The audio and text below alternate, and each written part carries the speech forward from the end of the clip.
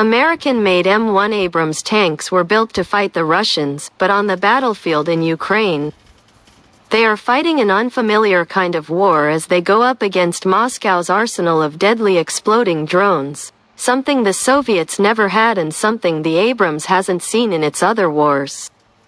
There are concerns the heavy armor on an Abrams may not be enough on its own to protect its crew from this dangerous and evolving threat. However, one Ukrainian company is building steel screens that can offer the tanks an extra layer of protection. I think the future of war is the war of drones, Alexander Myronenko, the operational director of the Medinvest Group, told Business Insider in a recent interview, so it's very important to protect armored vehicles against the rise of unmanned systems. Medinvest is a steel and mining conglomerate that's headquartered in the southern Ukrainian city of Zaporizhia. For more than a year and a half, the company has been making protective steel screens for Kyiv's aging T-64 and T-72 tanks. Just a few weeks ago, this operation expanded to the Abrams tanks.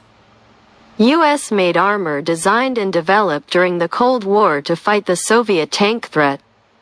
31 US-provided M1A1 Abrams main battle tanks arrived in Ukraine last fall. By late April, though, Kyiv had already lost 5 in combat, at least some to drones. At the start of the conflict in Ukraine, as in past wars, tanks and other armored vehicles primarily had to worry about enemy threats like anti-tank missiles, artillery shells, and mines. But now, on both sides of the war, these vehicles also face small, cheap hobby-style drones packed with explosives that a remote operator can easily fly right into a target and detonate. These things are ubiquitous in Ukraine, and the right hit could permanently damage or destroy a tank, and even kill its crew, trained personnel not easily replaced. Both Ukrainian and Russian forces have sought to protect their vehicles by outfitting them with net-like cages as a last-ditch defense against inbound munitions. Especially first-person view, FPV, drones that have taken the battlefield by storm. This improvised armor, sometimes described as a cope cage, vary in appearance and effectiveness. Some look jury-rigged and crudely built, while others are more hardened and structured. Their presence does not render a tank invincible, far from it actually. But they clearly add some extra protection that might keep the crew alive. The increasing employment of cage armor underscores the significant role that drones have played in Ukraine and presents new considerations for modern militaries as they look into better ways to protect their forces from unmanned systems in future conflicts. There are lessons for the US and others. Medinvest began making its protective steel screens for Ukrainian tanks as Russia began using different types of drones on the battlefield, leaving tanks needing added protection against these threats, Myronenko said. When the Abrams eventually arrived, it ran into the same problem as the Soviet tanks, and the military asked Medinvest for help.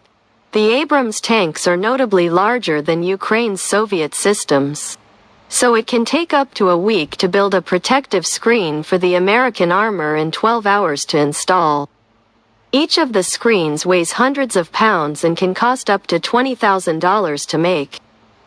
Though that figure is significantly more expensive than an FPV drone carrying a bomb, which might only be worth a fraction of that, it is much cheaper than losing a tank like the Abrams, which costs upwards of $10 million.